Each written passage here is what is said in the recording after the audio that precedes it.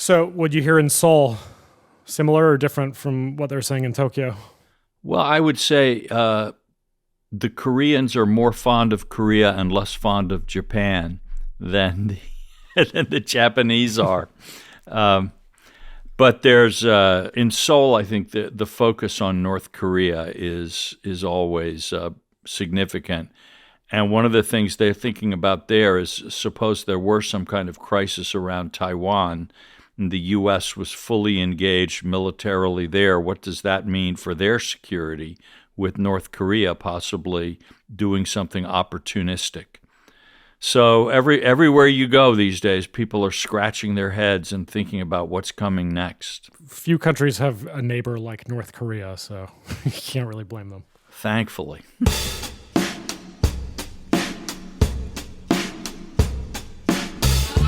Welcome back, everybody, to What Really Matters. I'm Tablet Deputy Editor Jeremy Stern with you in Los Angeles. I'm here, as always, with Walter Russell Mead, Tablet news writer, Global View columnist at The Wall Street Journal, and Distinguished Fellow at Hudson.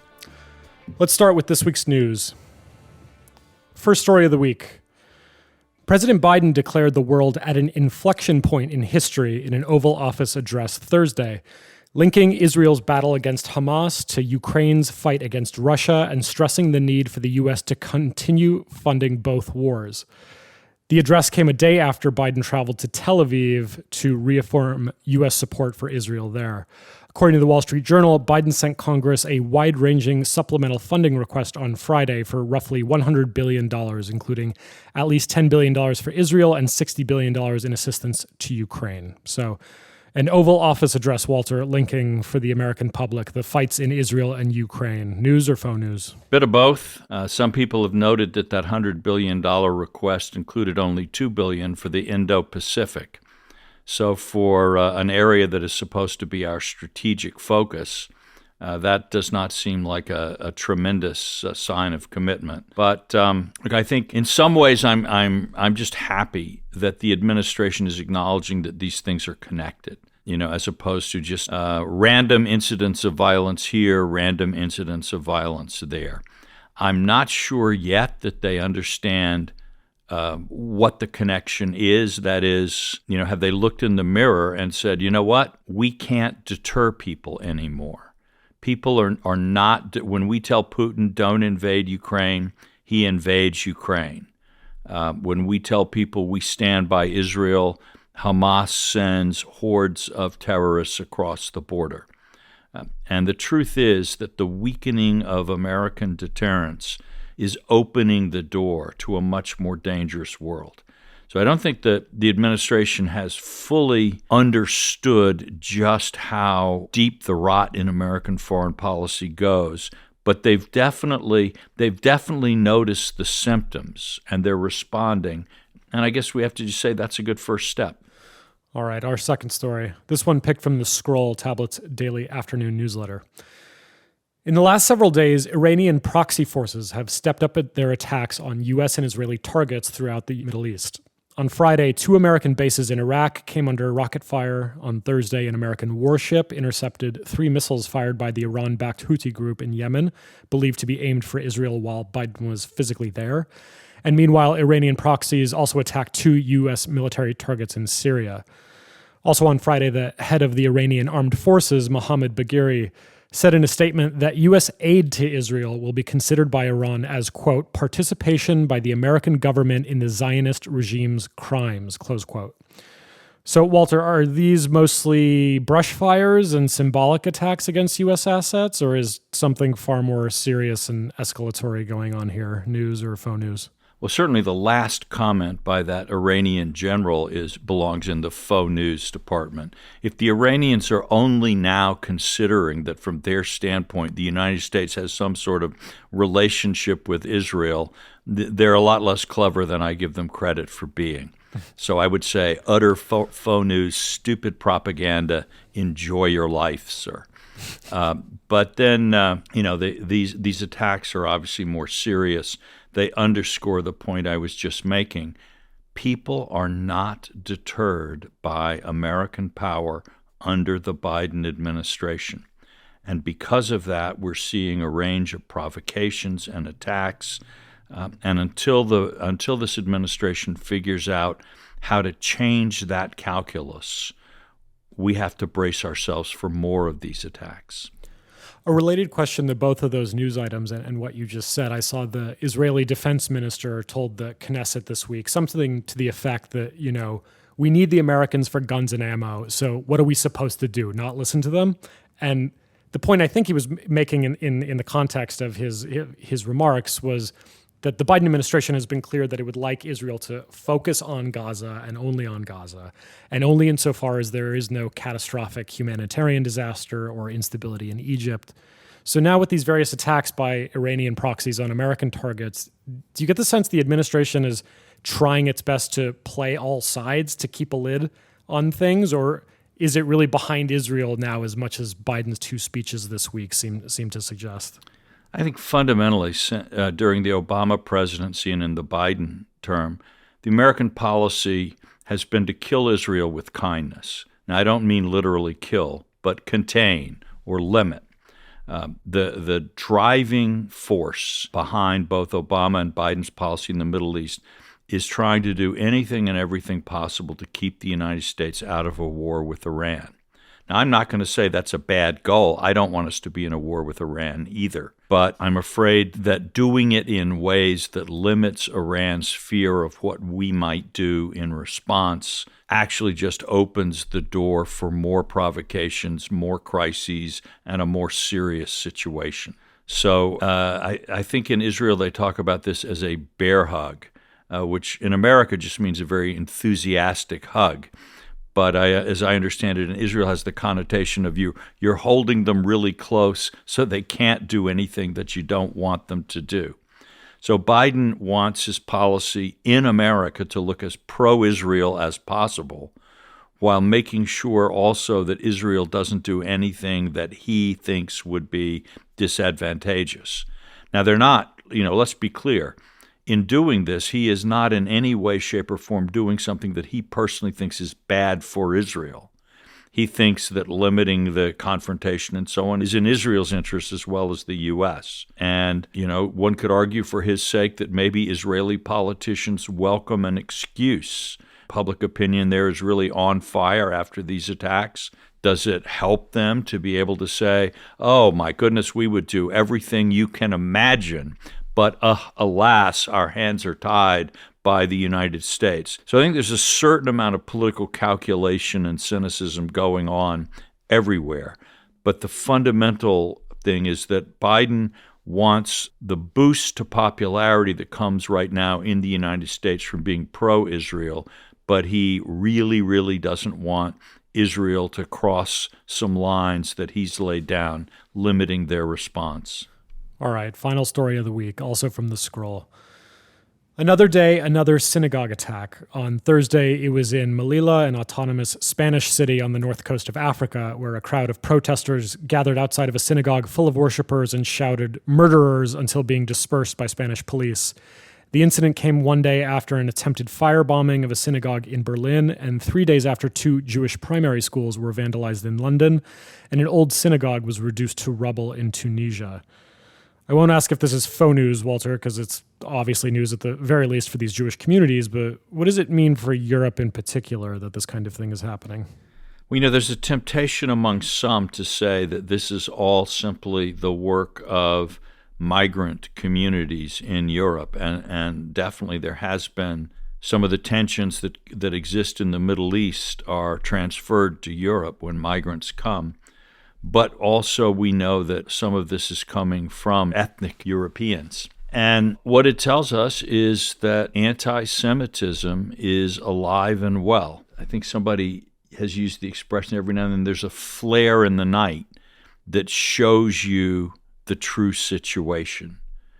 And the world's reaction to the attacks in Gaza, I think, is showing us all something rather unpleasant, that anti-Semitism, which was to some degree, at least in the Western world, contained by really genuine horror at what the Nazis did, that somehow as the time is passing, old taboos are wearing off and old evils are stirring once again. All right, that does it for the news this week, but we'll return to that topic momentarily in the big conversation.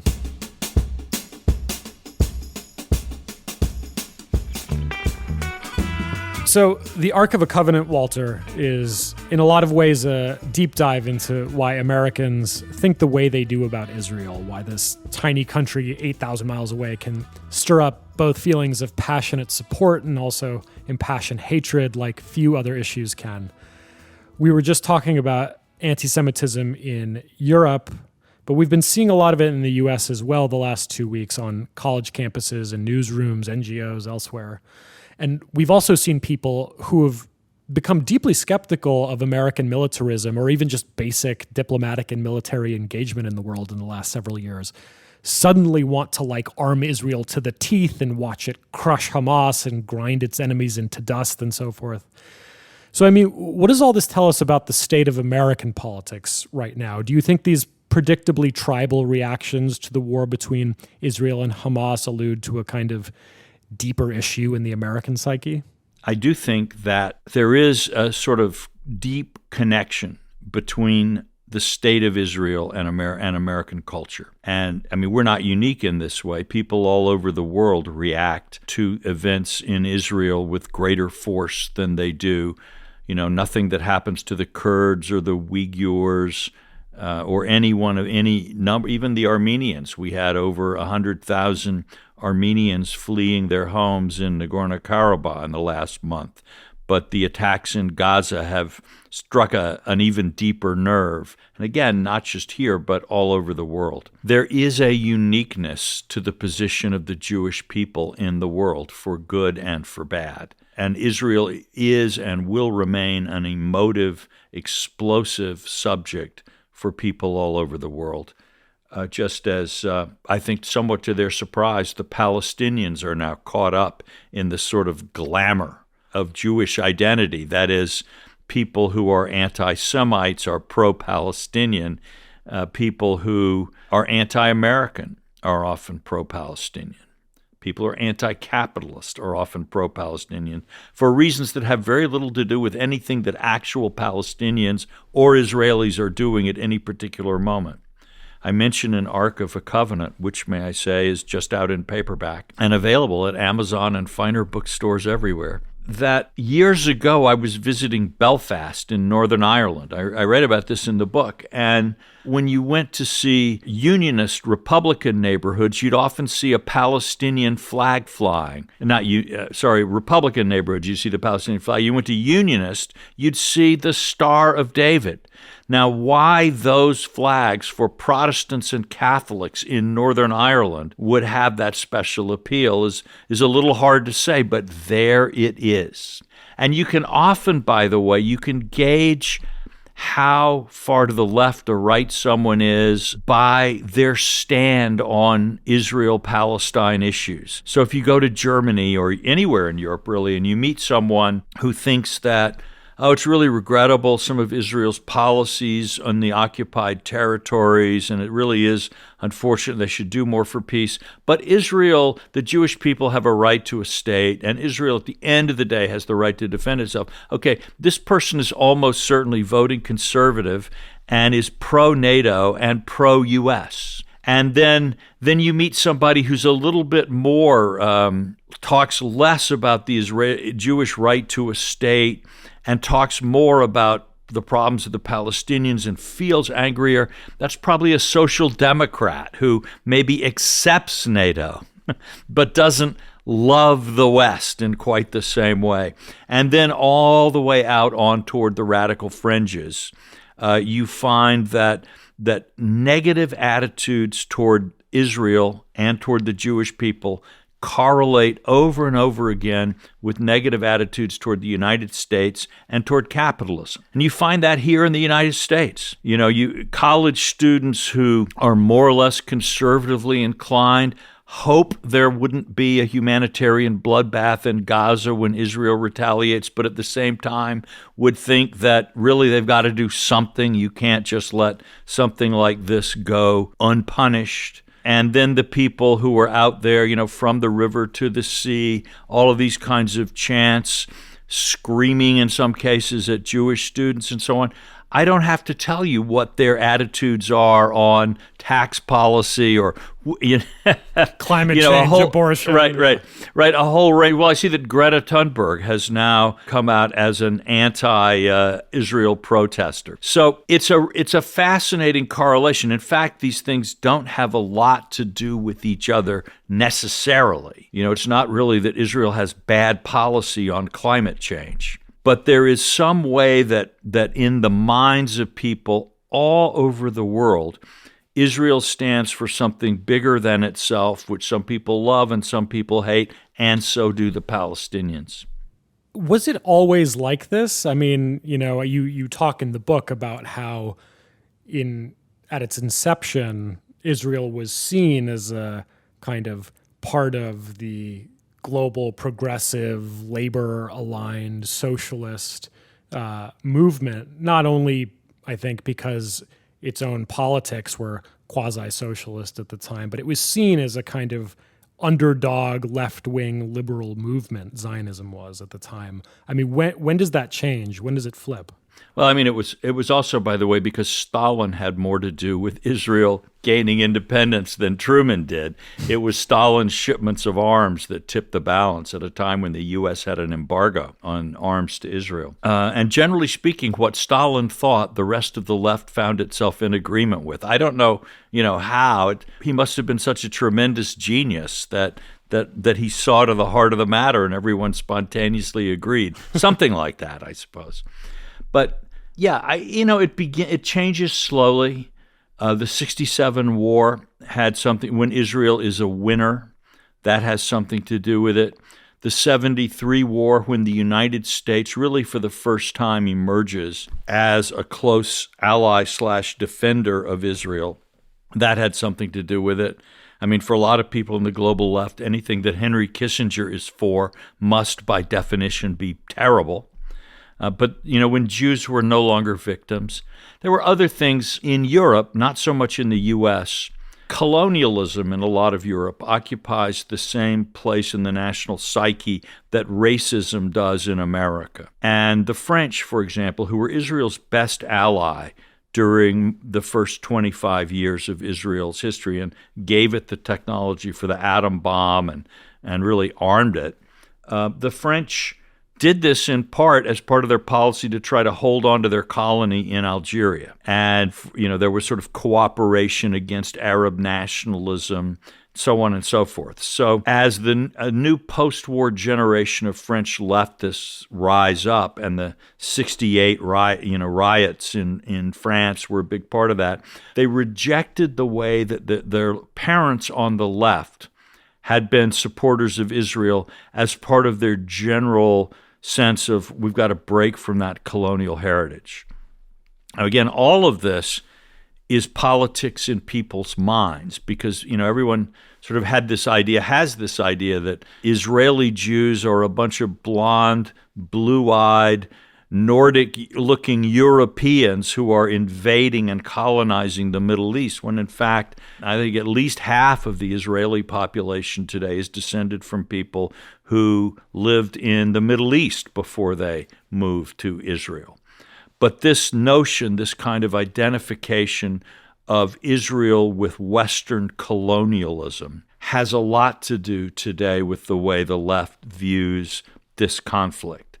And so the Palestinians become the symbol for indigenous people everywhere. If you voted yes on the Voice referendum in Australia, the chances are you might be less pro-Israel than some of your neighbors who voted no. And this kind of symbolic politics goes everywhere.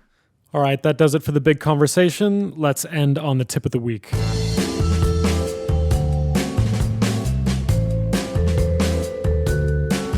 The Israeli-Palestinian conflict has never brought out the best in the news media, Walter, and it's been no exception this go-round. The biggest names in the industry especially have had to change headlines multiple times in a day, issue corrections, retract stories, even fire staff in some cases. So I think our listeners would appreciate knowing how pundit and historian like you consumes the news. What does your daily news diet look like? What subscriptions would you take with you to a desert island? Or would you just watch like MSNBC and Newsmax all day long? I often start by looking at a newsletter that my old college friend John Ellis puts out. News Notes, I think he calls it, and he has another one, Political Notes. News items. These, it costs like $100 or something a year, but it's well worth it. And John sort of scans the news and looks at a lot of different sources, uses some places like Euro Intelligence and so on, and it does a pretty good job, I think, of giving you a sense of what happened and what matters, and it has the links to the stories. But beyond that, often at night, the night before, I'll look to the London Times. I have a subscription to that because their morning edition comes up at around the time we're going to bed here on the East Coast, so that's a useful thing. I definitely, Wall Street Journal, I look at every day. I also look at the New York Times, Financial Times. Those are the three newspapers that I try to look at. The Economist is always kind of in the mix. I look at Time and Newsweek, sadly, are nowhere. When I was a kid, if you were an American who was interested in the news, you subscribed to one of the two of them. It's very sad what's happened there. I'm not quite sure where all that went, but these used to be the mainstays of journalism. I do find Twitter useful. Everybody's Twitter experience, or X experience, maybe we should be saying now, is different. But over the years, I feel I'm following some interesting people. Some of them I agree with most of the time. Some of them I never agree with. But I want to know, how people on different sides are looking at every story. And so there's some people on my Twitter feed, and I won't say who, I get annoyed every time I read one of their tweets. It's really, I think, oh my goodness, are you really going to go there? Et cetera. But and that, by the way, is some people on the left and some people on the right. But it's important to see how the discourse is shaping, I think. And Twitter remains, I think, the best place. If a news story is breaking in real time, there is still no place that you're going to get more information faster than on Twitter. But the quality is up to you. Are you following people who are trustworthy? Are you paying attention, not just with tweets, but in regular news sources? There's some subjects I'm pretty confident, or some writers at the New York Times, I relax when I'm reading some of them because, they're straight shooters. I might not agree with their take on something, but they're honest, solid, knowledgeable reporters. Their analysis may reflect a certain point of view, but it is grounded in facts. You can learn something. Other times it feels like I'm reading some sort of propaganda rag, So there's some subjects like environmental stuff, climate change, especially like climate policy. They're just so militantly determined to tell you that, oh, this is good, it's great, it's getting better, and trying to shape what you think rather than tell you what's happening so that you can think clearly about it. You just can't believe them, and I'm sorry to have to say this. I do think the New York, in the Wall Street Journal is famous for feuds between the opinion section where I write and the news section, but I say that's healthy because actually news and opinion are different things. And the way I think some publications, no names here, have melded news and opinion so that it's just one sort of seamless web of mush, I don't really think that's great journalism. But I think the Wall Street Journal makes a real effort. It knows it's writing for business people who need to make decisions and will lose money if they make stupid decisions. So they need facts and they need it quickly and clearly presented. It's kind of a commercial here, but I do think the Journal does a pretty good job. All right, that does it for this week. Thanks to our producer, Noam Bloom. Thanks to my co-host, Walter Russell Mead. I'm Jeremy Stern. We'll see you next time.